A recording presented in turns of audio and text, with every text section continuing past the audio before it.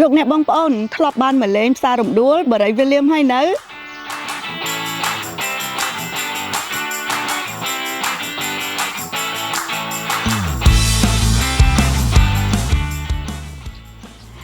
តោះឥឡូវនេះខ្ញុំនឹងទៅ surprise ហើយសួរសំណួរដល់ម្ចាស់តូបមួយចំនួនថាតើគាត់មានចំណាប់អារម្មណ៍បែបណាចំពោះផ្សាររំដួលរបស់យើង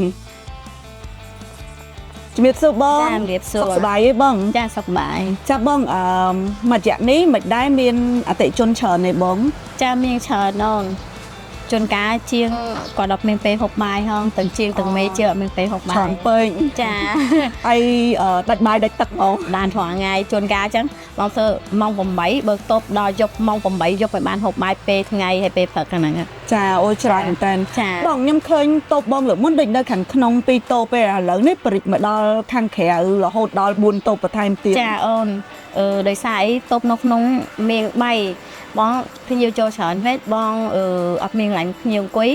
ចឹងបងមកហិតនៅខាងមុខ3ទៀតហើយជាងរងហ្នឹង3នាក់ធ្វើអត់តាន់ទេ អូចា ភ្ញៀវបុកចូលម្ដងធ្វើអត់តាន់ វ៉ាវដាច់មែនតើ ចា